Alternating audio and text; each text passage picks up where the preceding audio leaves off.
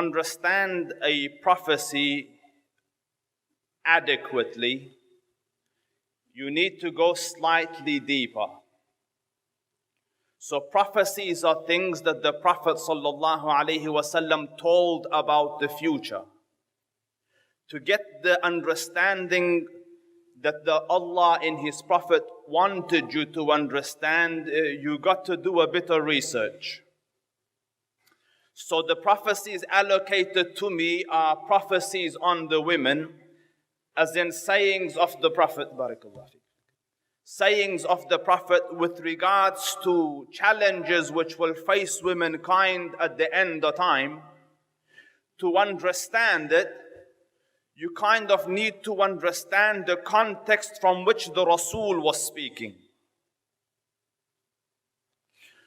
And to understand the context of that, you need to go before the time of the Rasul. You with me? That sounded convincing. You with me? All right. So when the Rasul came, or before the Prophet ﷺ, let's do a quick analysis. In Arabia, in the peninsula, when young girls were born, so when someone came and told the father, you've just had a female child born to you, as in to your wife, his face used to go dark in shame and anger. And then he used to contemplate, how do I rid myself of this musibah? And for some of them it was instantaneous, for some after some time, but they used to, and for some they didn't do it, true, but many of them would go and dig a hole and bury the child alive. So this was the situation of women in Arabia. And if you leave the Arab Peninsula and go to the subcontinent of India, there womankind had other challenges. Traditionally in Indian culture, and I don't mean Bollywood of today, I mean India. In India, all the men used to marry younger girls.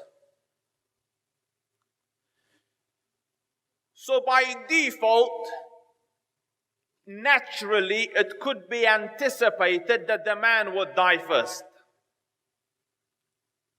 And yet when she died, the culture and the religion required, because the Hindus burn their dead after they're dead.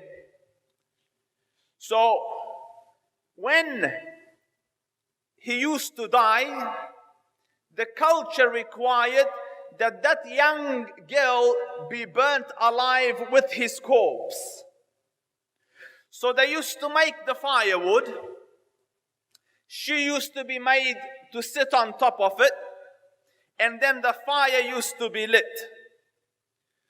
And you can naturally imagine that when there's fire under you, you'll jump, you'll run, you'll scream. So they used to get these long sticks and hold her down from afar. The practice is called sati. It was there even when the British went there in India. When they colonized India, it was there. And they made it illegal after some time, as in the British. So that was the situation of women in the subcontinent. And if you left the subcontinent and move a little that way towards Persia, where our background is, there the king was in the process of marrying his own sister so that he could have purebred royal children. And you might think, Ustaz, let's go to the enlightened Europe. In Europe, they didn't consider women to be human. And then later they said, the church, the Catholic Church, that she is human, but defected, and that she is inevitably evil. She has Eve in her, as in Mother Eve, who took man out of the favor of God, made him eat from the forbidden tree. And in case you're wondering, what about our cousins, the Jews? Even today, the Orthodox Jew gets up every morning and makes this dua. Blessed be God, Lord of the universe, that thou hast not made me a woman. Thank you, Ya Rab, for not making me a woman. And the girl gets up and says, blessed be God for making me in accordance to His will. So you understand that she was downtrodden, oppressed, killed, buried alive, burnt alive. Do you understand that the world was not a good place for women at that time? And I don't want you to think this was unanimous. There were certain women who came out of this oppression, strong-willed people who faced, the difficulties of society and the difficulties of the world of their time, and one of them is Hind, the wife of Abu Sufyan. And you read the poem that she says in the Battle of Uhud. نحن بنات طارق نمشي على النمارق إن تقبلوا نعانق أو تدبروا نفارق. We are the daughters of Tariq, used to walking on cushions. So but these were an immensely acute minority.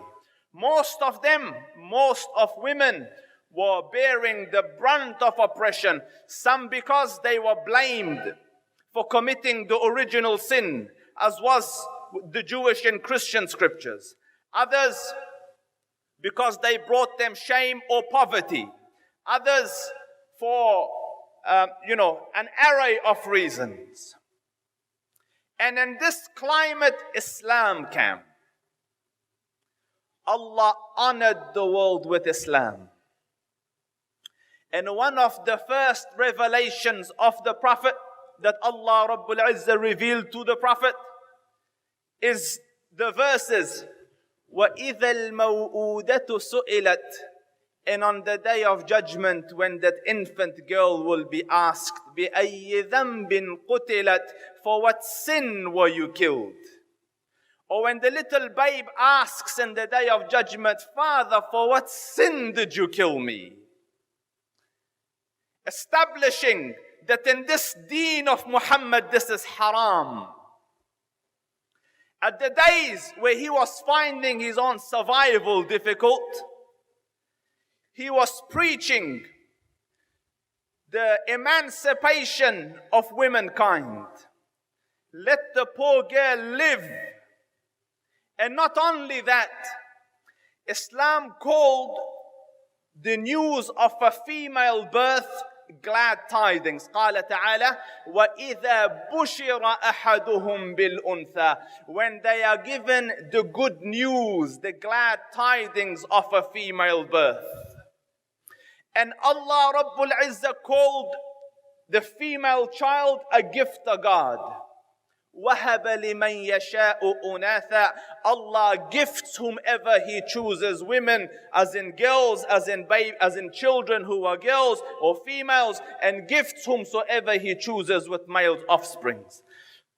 Do you see that the deen of Muhammad, initially women are very downtrodden, now the deen lifted them up. So the deen reigned supreme. In 23 years, the whole of the Jazeera fell to Islam.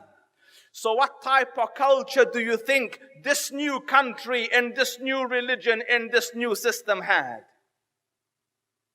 This system considered the birth of a female child a gift of God. It considered the news of her birth glad tidings. When she was a girl and in your house, as in you're her father, the Prophet said, if you bring 3 girls up and manner them and teach them till they reach independence or they move to their husbands' houses, you will be resurrected next to me like this in Jannah. So the Sahaba said, I don't have 3 daughters, this is not my calling. What about 2, O Prophet? So he said, whoever has 2 daughters and brings them up, as in teaches them and prepares them until they reach independence and go into their husbands' houses, will be resurrected next to me like this in Jannah. And the Ashab say, had we were to ask for one, he would have said the same. So now this new nation, the Muslim nation, was looking at women and at young daughters with an eye of respect. She's the gift of God. She's my salvation in the akhirah. In another hadith in the Sahihain, the Prophet ﷺ says, whoever brings up daughters and cherishes them and nourishes them and maintains them until they reach, an age of independence, they will be sufficient protection for him from the fire. So do you want to see the product of this new society, who yesterday hated womankind? Now they ask the leader of this organization and this religion, Muhammad Mustafa, Man ahabbu an-nasi ilayka ya Rasul Allah. O Prophet of Allah, who is the most beloved of humankind to you? Who do you love the most, Ya Rasul?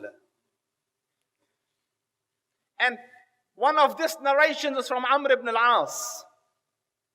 And the scholars say he was sitting in front of the Rasul. And the attention the Prophet used to give each individual person, they used to feel like I am the most beloved person to him.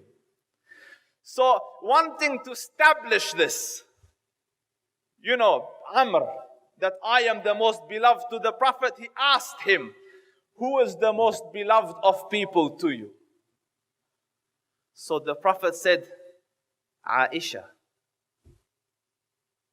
My wife is the most beloved person to me. So Amr says, Min al-Rijal. From the men, O Prophet, khalas, you love her. From the men, who do you love? Because he's hoping it's him because of... So the Prophet said, Abuha, her father, Abu Bakr. Do you see? That's her as a wife. Then as a mother, the Sahabi came to the Prophet ﷺ, who is the most deserving of my friendship and companionship? He said, your mother. The cousin of the Prophet Ibn Abbas, a man came to him, I have committed murder. Is there any way out for me? Forgiveness in the court of Allah. He said, do you have a mother? So his student said, Ya Ibn Abbas, we don't see the link. What does the mother have to do with his case of murder? He said, I don't know a path more direct to Jannah than servitude to the mother. I don't know a more easier path and direct path and faster path and shorter cut to the pleasure of Allah than to serve the mother. So in this nation of Muhammad, alayhi afdalu salatu wa atammu taslim, the one that was buried yesterday became the gift of God. And imagine Hajj comes. What is the product of this nation? The man has his mother on his back. On his back. For those of you that have been to Hajj, Hajj is a difficult exercise. And he has her on his back, on his shoulders, and is doing the tawaf. proud and happy that I am serving on my old mother. And the pleasure of God is in this, and the pleasure of the Prophet is in this. And so happy he is in this act that he looks at Ibn Umar. Ya Ibn Umar, have I repaid the kindness of my mother? I have served. I am carrying her doing the rounds of tawaf. Have I served? Have I repaid her kindness? And Ibn Umar said, not even an ounce of it. You're indebted to her for till eternity come. So this was the status that women occupied in the world of Islam. So understand now the prophecies of the Prophet.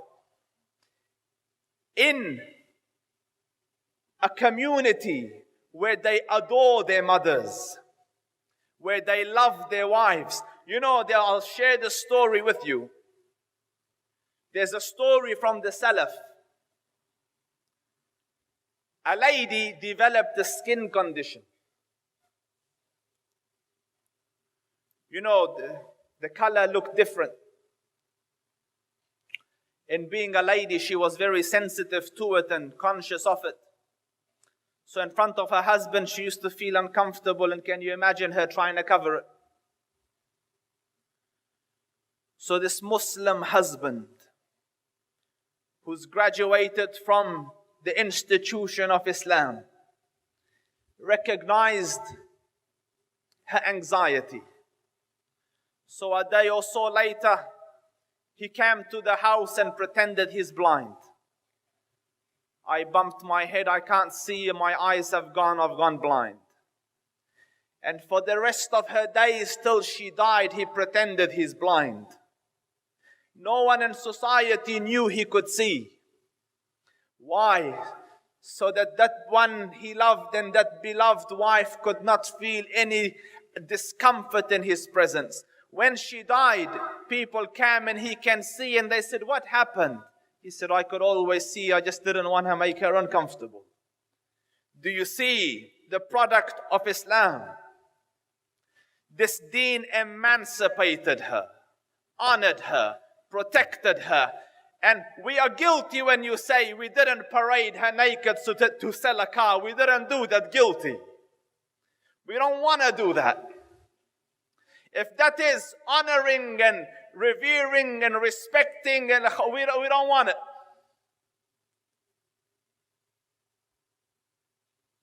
So in this context, to this people, the Rasul makes this statement, which Brother Kamal said you've been hearing all day.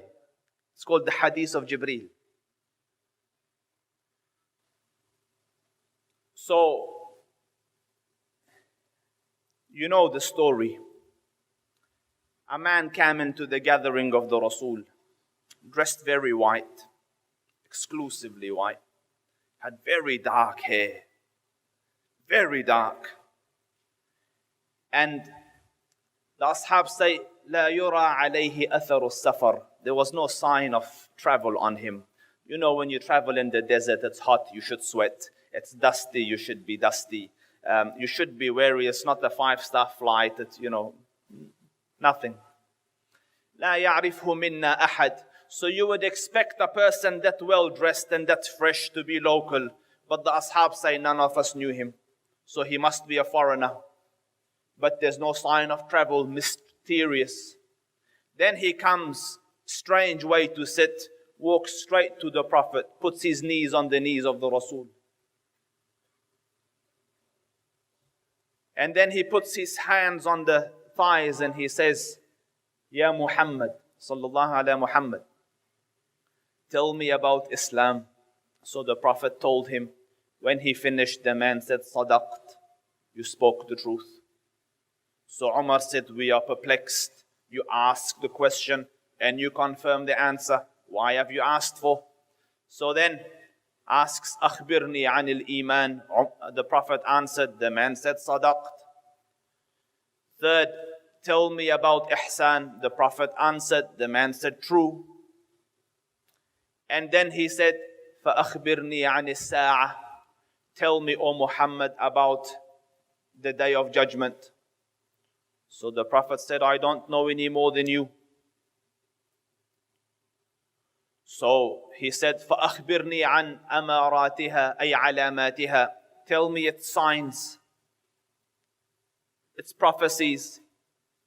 So the Prophet said, أَن تَلِدَ الْأَمَةُ رَبَّتَهَا. When a female servant will give birth to her master. Ibn Hajar al-Asqalani, in the sharh of the hadith, he says, كَثْرَةُ الْعُقُوقِ. This shows a prevalence of disrespect and disobedience of the parents, especially the mother. Do you understand that in the time of the Prophet, unimaginable? But he said, another time will come, my nation, where your mothers will be disrespected by their own children. And it will be as though she gave birth to her master.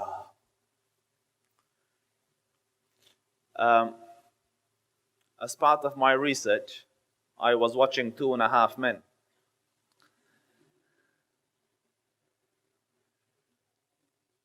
You know, just on the mother section. And he comes into the room.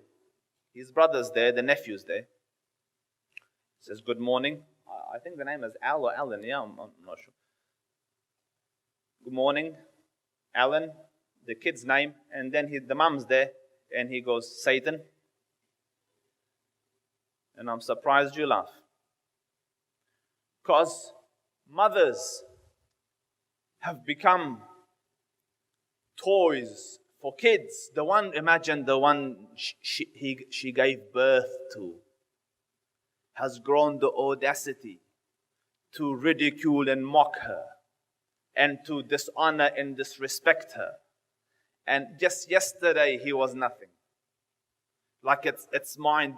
And it would be okay if it were to happen in private. But when mass media promotes it as a culture, it is worrying. Like, what are you trying to teach, genius? What are you trying to role model? Do you think you will not reach that place yourselves? So the Prophet said, alayhi afdalu salatu wa atammu taslim, the signs of the end of time is when she will be disrespected. 1. 2. Second sign. The Rasul says, these 2 categories of the people of hell I haven't seen yet. I haven't seen them yet. They haven't appeared. 1 category refers to those that walk around with whips hitting people. And the other is with regards to women. Nisa'un kasiyatun ariyat. Women who are covered yet uncovered. You know, if you did the tafsir of this a few decades ago, you would come up with other things. But you look at fashion today, Subhan al-Khaliq. Clothed but unclothed. You know when this, clothed but unclothed. Sheikh Zahir Mahmood just said that you seem to be paying for nothing. You know, the less it is, the more you pay to buy. Normally you pay for the material. Now the less the material they sell you, the more you want to pay for it. That tells you where the human mind has reached. So they walk and it leaves very little to the imagination. Yet they're happy that they're clothed. You know, some of the swimwear, if you look at, or some of the gym wear, if you look at, they're like, who are you? It's not clothing. Kasiyatun ariyat, clothed but naked. Or if you look a more moderate tafsir, if you like, clothing will be very tight, or it will be see-through, or there will be cuts and slits around the sides and so on and so forth, so that although it pretends it doesn't show, it shows. And the Prophet said, alayhi afdalu salatu wa atammu taslim, that they will not smell the fragrance of Jannah, although it could be smelled a distance of kada wa kada. Although the smell of Jannah can come from so far, yet these people will be made forbidden for them is that smell, that fragrance of Jannah. And you might think this will not befall us, our nation, as in the Prophet's nation. So the Prophet ﷺ in a hadith, the sanad of which is sahih, and it is in the musnad of Imam Ahmad, in the mustadrak of Hakim, and the Prophet ﷺ says, towards the end of time, men from my nation will come, from the Muslims, who will be on conveyances, on rides, mounts, which resemble I don't know if you've seen it, on the camels in the olden days, they used to have like a little hawda, like a little room they used to put for women to ride in. Like a circular dome-ish type thing, so that she's protected from around the sides and no one can see her and she can sit comfortably. So the Prophet said, it resembles that. It resembles an enclosed space. And then the next word of the hadith, it uses the word to depict the comforts of home. So it will be enclosed like the hawda, and it would have the comforts of home. A bit like your cars or limousines. There's drinks there, there's comfortable seating, there you can lie down, you can rest. Normally on a horse you couldn't. If you look at the caravans, you can go to the toilet. But I'm not concluding, because tomorrow something else might come and it might be a better reflection of the word of the Rasul. So he says they will drive or use these kind of transportation, and they will come to the masajid, to the doors of the masajid. Yet their women will be kasiyatin ariyat. The Muslims will be dressed yet undressed, covered yet uncovered. And then in the hadith that I stated previously, they will walk seductively in a way to attract attention, to arouse desires, and they will attract, as in men, and also attract as in women, in the sense that women will follow their lead. They will want to dress like that, walk like that, talk like that. You see it happening, don't you? I read research. A young girl, a young teen, sees 3,000 advertisements per day in America. When I say advertisements, your head's thinking a TV ad. That's just one. When you YouTube, you see another one on the side, it's an advertisement. When you're driving, you see billboards, it's an advertisement. A pop-up comes on your screen, it's an advertisement. On your phone, it's an advertisement. So they count 3,000 times a day. It is bashed in the head of that young, innocent girl to dress like this, walk like this, talk like this. 3,000 times a day. And can you imagine? I have a school in which predominantly my students are girls, and Can you imagine the pressure on that young teenage girl who looks at herself and looks at the billboard? Can you imagine her anxiety, the lack of confidence in herself, the amount of mental turmoil that she's going through day in, day out, comparing herself 3,000 times to an airbrushed photo or photoshopped picture of a model who is far away from the reality of creation, or an exceptional case, or a small minority, and yet you superimpose that on the majority. If you look like this, and if you don't buy this product, so that you can look like this and appear like this. They have snatched comfort from their lives. I saw makeup on one of my students, so I said, "Kiddo, you need to take that off." She said, "Sir, I have an insecurity problem." And it's true. So these are the challenges that come towards the end of time. And the question, why the prophecies? Why did the Rasul tell you? So that, number one, is to increase your iman, that's a given. But second, so that you can take strategic steps to save your own. And I want to go to some solutions here, my brethren and sisters. The difficulties and challenges will keep increasing to the point where the hadith says, يأتي على الناس زمان القابض فيه على دينه كالقابض على الجمر. A time will come where the one who holds on to his religion will be like the one holding on to fire or to coal.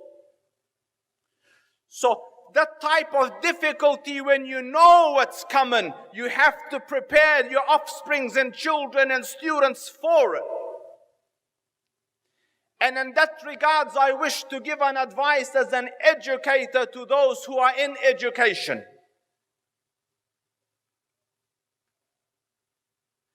Our education system currently across the world in its majority is an informative system.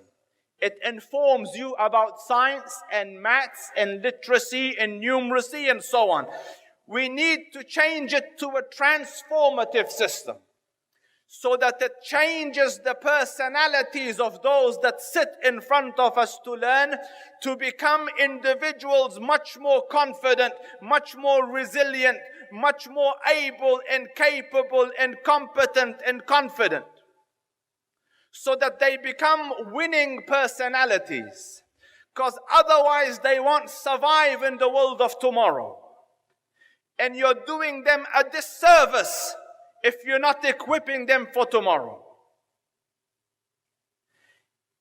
And at this juncture, I also wish to point, as Muslims more than anyone else, we need to invest seriously in female education.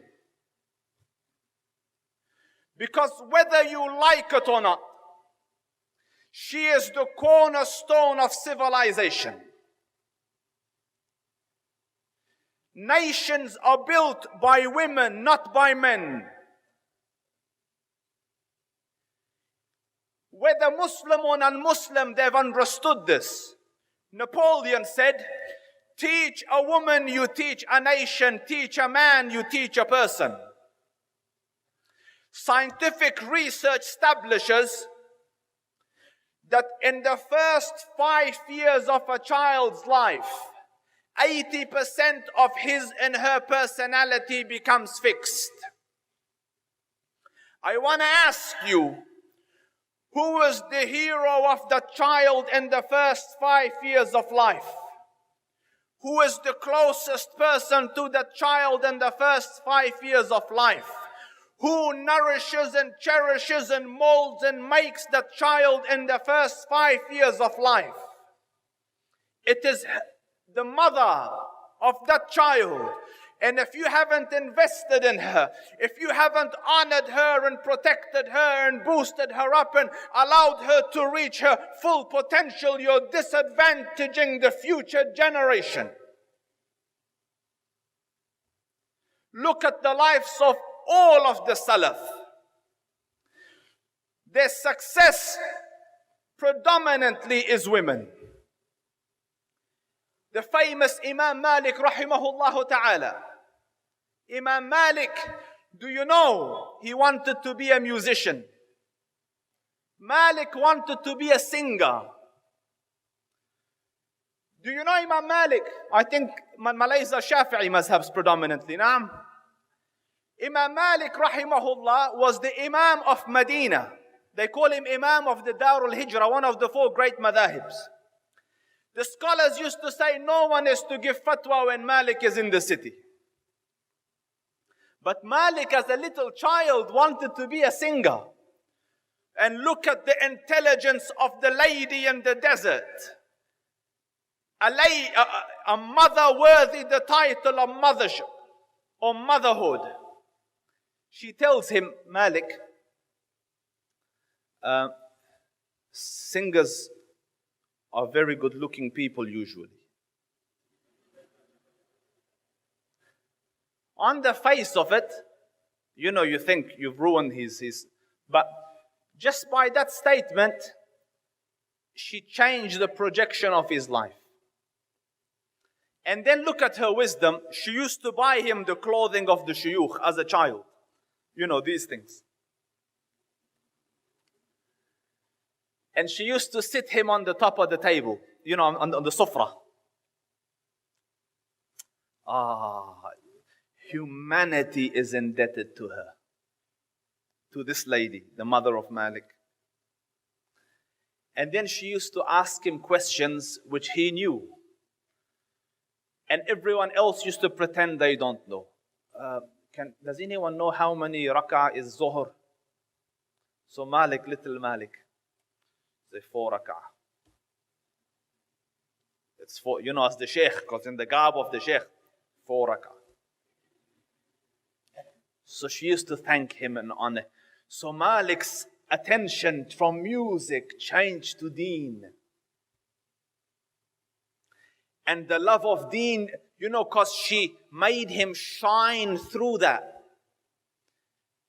And Muslims, don't celebrate the silliness of your children.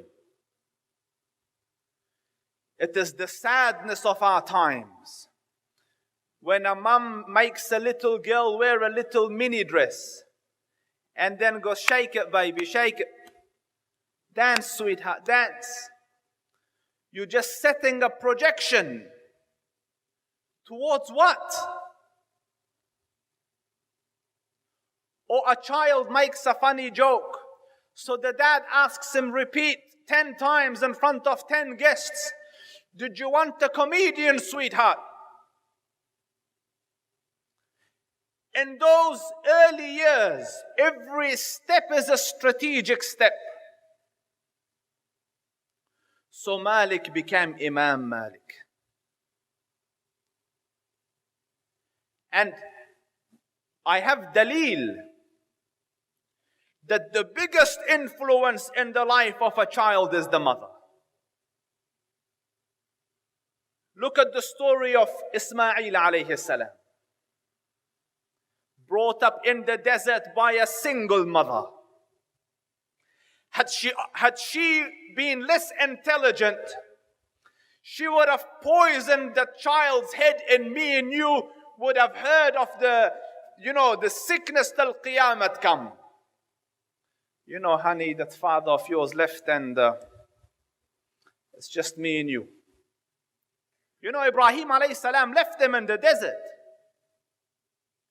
And she could have sat and chewed on that for the next few years.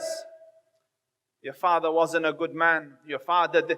But no, you know, when the father came back, do you know what was his request?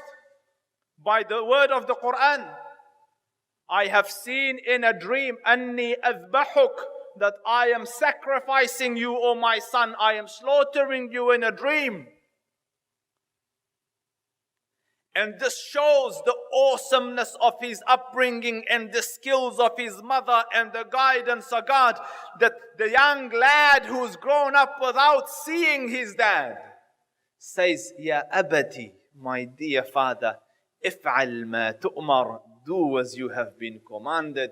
Satajiduni, you will find me insha'Allah from those who are patient.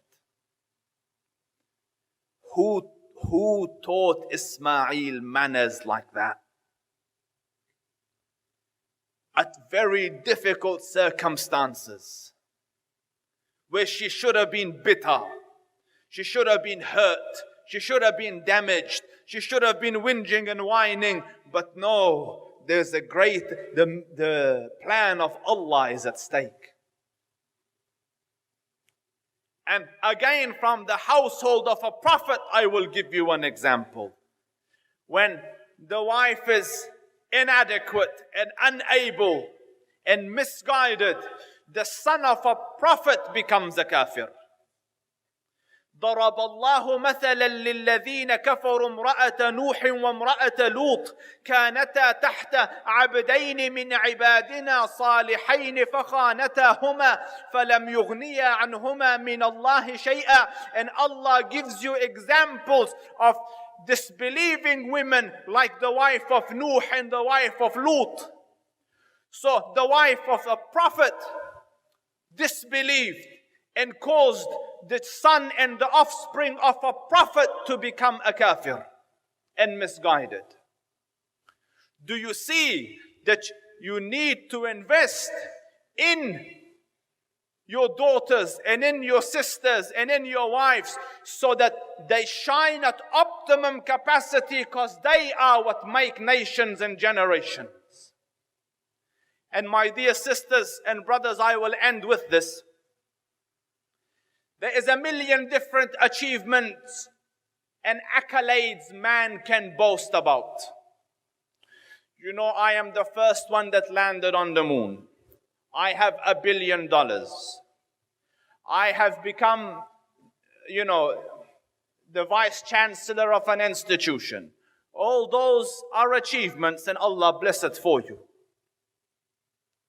But the achievement that the Prophet says will benefit you after death is a righteous offspring. وَوَلَدٌ صَالِحًا يَدْعُو لَهُ, and a righteous offspring who will make dua for you. So may Allah Rabbul Izzah grant me and you the capacity to invest and do what is right for our next generation, and especially our girls. And may Allah Rabbul Izzah grant them the capacity to bear the mantle that is about to befall them. And may Allah Rabbul Izzah make mine and your burdens light. And may Allah Rabbul Izzah bless you and your families and your country. It has been a pleasure to be with you. May Allah protect you, guide you and guard you. Assalamu alaikum wa rahmatullahi ta'ala wa barakatuh. Are you tired of all these annoying ads on YouTube? Are you worried that a haram video might pop up? Well, the One Islam TV app is here to solve these problems, inshallah.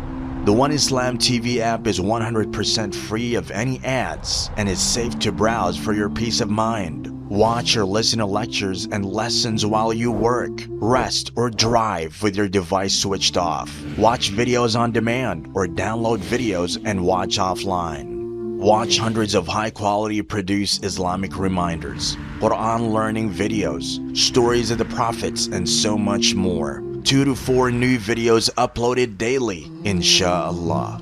One Islam TV is 100% run and owned by Muslims, which means a small amount you pay for your subscription is a SADAQAH JARIYAH, continuous charity for you, as we use the funds raised to continue producing more beneficial videos and reminders, inshallah.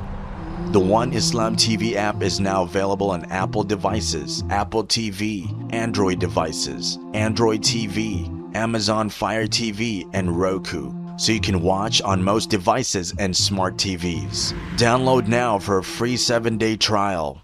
May Allah reward you for supporting our work.